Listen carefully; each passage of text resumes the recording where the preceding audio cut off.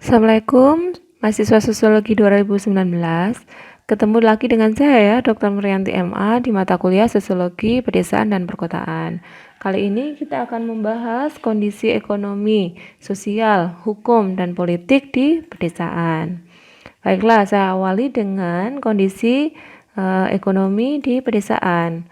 Kemarin di pertemuan sebelumnya kita sudah membahas bahwa mayoritas petani di pedesaan itu menjadi pekerjaan utama bagi masyarakat desa. Artinya apa? Bahwa pertanian itu menjadi mata pencaharian pokok pada masyarakat pedesaan. Itu awal narasi tentang desa ya.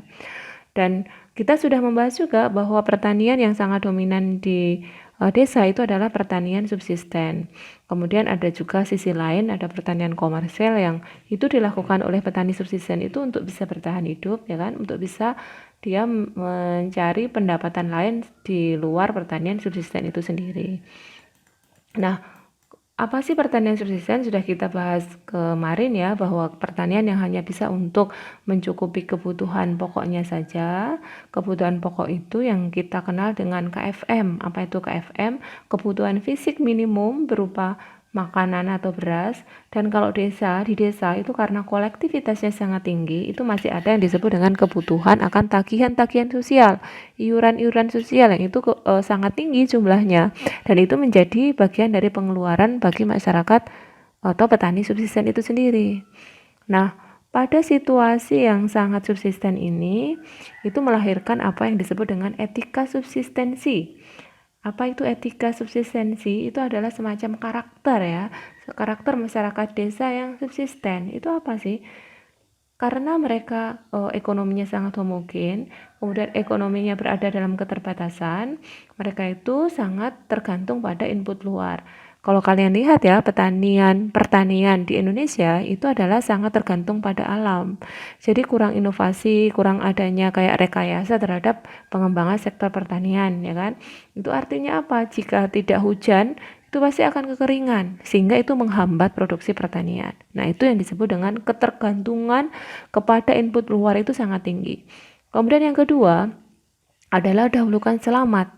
Bagi seorang petani subsisten, panen itu adalah sesuatu yang sangat diimpikannya, dan itu menjadi penyelamat bagi kehidupannya. Jika tidak panen, mereka akan mengalami gagal panen, dan tentu dalam satu musim itu mereka akan kelaparan. Nah, artinya apa kemudian? Bagi mereka yang utama itu adalah dahulukan selamat dulu lah, yang lain-lain itu belakangan.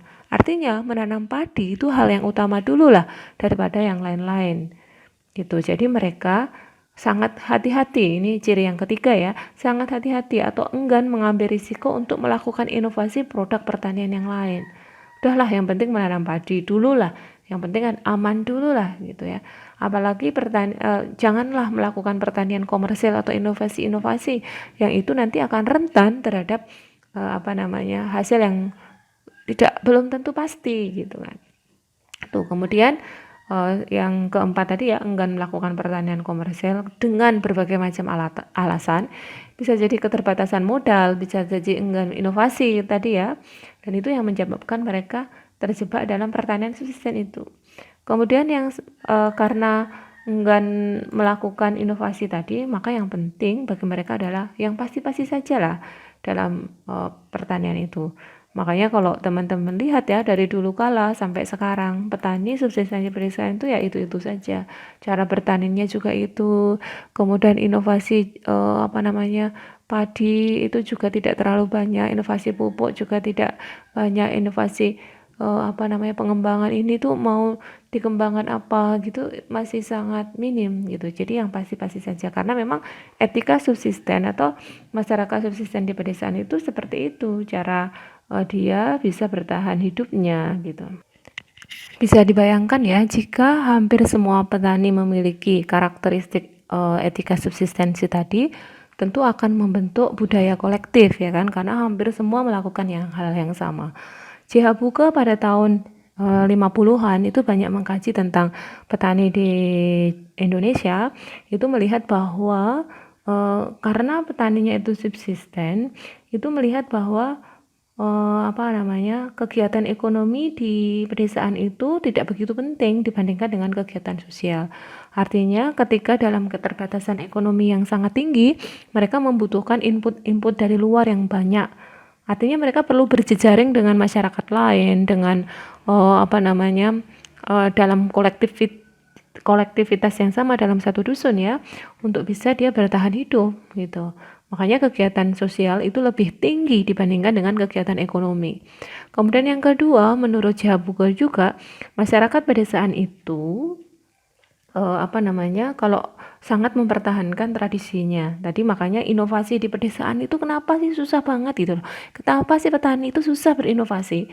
Karena ya itu tadi, karena memiliki watak yang harus bertahan, yang penting itu adalah aman-aman saja, yang penting adalah terpenuhi kebutuhan hidupnya gitu kan.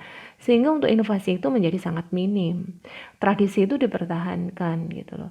Walaupun nanti situasinya berubah ya, di era sekarang itu ada penetrasi ekonomi yang tinggi dari industri jasa yang membuat pertanian subsisten itu agak bergeser gitu. Tapi pada dasarnya itu mereka itu seperti itu karena memang landasan ekonomi subsisten itu sangat tinggi ya, mempengaruhi masyarakat pedesaan. Dan yang ketiga adalah bagi pertanian subsisten itu keluarga itu menjadi unit ekonomi. Artinya apa? Bahwa yang bekerja di sektor pertanian itu adalah keluarganya sendiri. Makanya ada pepatah di pedesaan itu adalah banyak anak banyak rezeki. Kenapa itu? Karena mereka adalah digunakan untuk menjadi tenaga kerja di pertanian itu gitu loh. Jadi makanya eh, apa namanya, tingkat fertilitas di desa itu sangat tinggi ya, karena memang bermanfaat bagi kepentingan ekonomi. Nah, selain itu, apa sih ciri pertanian yang lain? Tadi ya yang disebutkan tuh eh, apa namanya, subsisten. Itu menurut James Scott ya. Kemudian menurut James Scott juga bahwa ekonomi di pedesaan itu dualisme. Jadi subsistensi untuk bertahan hidup, kemudian ada lagi dia harus terpengaruh oleh apa namanya, ekonomi-ekonomi yang dipengaruhi dari luar ya. Dia harus bertahan itu harus merubahnya apa, dia harus bekerja di sektor yang lain ya kan. Ketika contohnya desa-desa di Jogja ini, mereka itu dualismenya itu sangat tinggi. Jadi walaupun subsisten tapi juga menjalankan ekonomi komersil.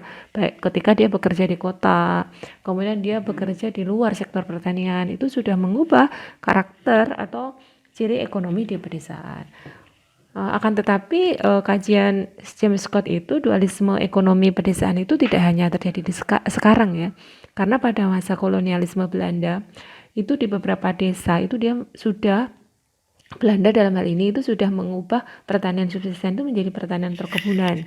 Kalau kalian dengar cerita-cerita dari orang tua atau kakek, nenek, teman-teman semua ya kan pernah ada bahwa suatu desa tertentu itu jadi tembakau, kemudian pertaniannya itu ada ditanami tebu, kemudian tanaman kopi, tanaman perkebunan yang lain, itu adalah salah satu pertanian komersil kan, karena memang orientasinya adalah untuk mencukupi kebutuhan luar masyarakat itu, jadi bukan hanya untuk mencukupi subsistensi dirinya.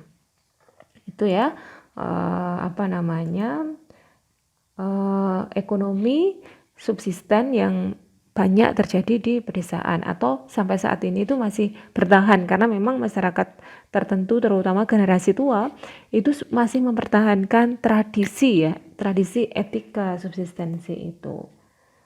Nah, dari sini secara umum kondisi ekonomi pedesaan itu apa sih pengaruhnya bagi apa namanya, ekonomi secara luas?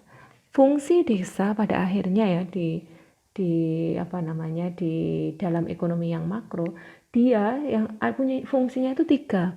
Yang pertama itu dia harus menyediakan pangan ya, karena memang pertanian itu di desa kan, bukan di tempat yang lain gitu kan. Yang kedua, dia itu penyedia, desa dalam hal ini penyedia tenaga kerja yang murah. Kalau kalian lihat ya, orang-orang desa itu tadi udah Ibu sebutkan, di sela-sela bertani itu harus mencari penghidupan yang lain. Penghidupannya yang lain itu apa? Di sektor pertanian itu ya bekerja di kota dan sebagainya untuk mencari pendapatan tambahan. Nah, ini bagi kota itu sangat penting ya, sangat berarti juga karena mereka bisa mendapatkan tenaga murah dari pedesaan. Kalau orang kota disuruh bekerja-bekerja kasar, tenaga bangunan tentu kan bisa, tapi biasanya upahnya tinggi. Tapi bagi masyarakat desa yang bekerja menjadi buruh bangunan itu dibayar murah gitu ya. Fungsi yang ketiga yaitu hubungannya desa dan kota adalah desa itu adalah pasar dari produk industri. Industri-industri di kota itu membutuhkan pasar dan desa menjadi pasar yang sangat empuk untuk memasarkan alat-alat pertanian, ya kan? Alat-alat keras itu ya traktor dan sebagainya, alat perontok padi karena proses mekanisasi pertanian itu diperoleh dari pabrik kan, nggak mungkin orang desa memproduksinya gitu kan.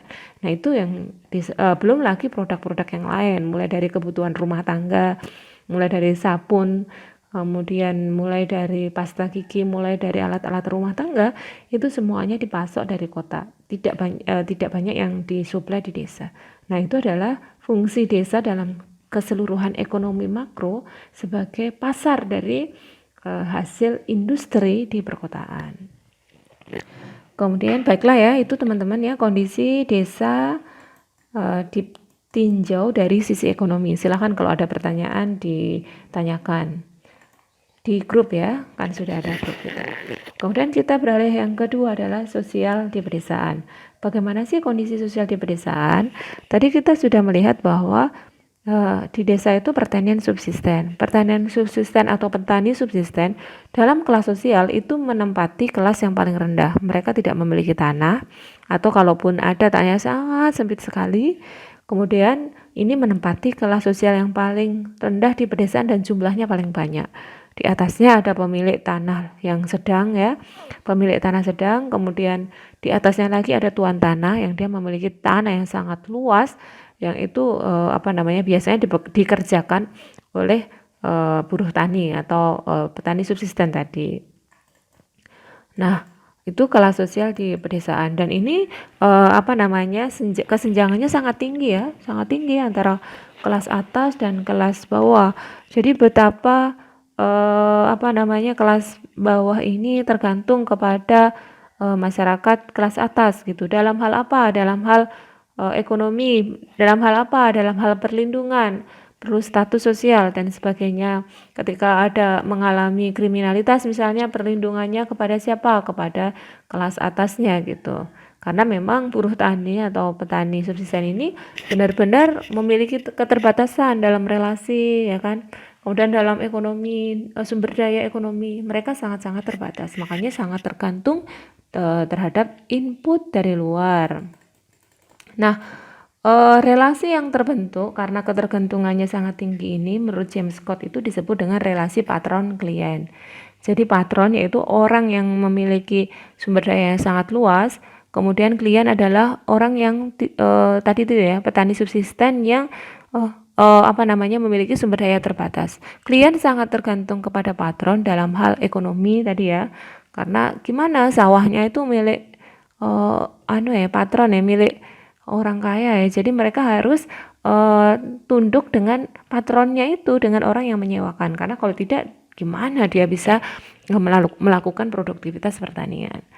Kemudian relasi ini sangat masih dipertahankan ya sampai sekarang walaupun situasinya berubah. Dalam perkembangannya pertanian itu atau masyarakat di desa itu tidak semuanya bekerja di sektor pertanian. Penetrasi yang tinggi atau monetisasi di pedesaan itu menyebabkan diferensiasi pekerjaan. Orang semakin enggan bertani karena secara realistis buruh tani itu mengalami kesulitan ya dalam hal ekonomi, dalam hal memenuhi kebutuhan pokoknya, dalam hal relasi, dalam keterbatasan berhubungan dengan masyarakat yang lain.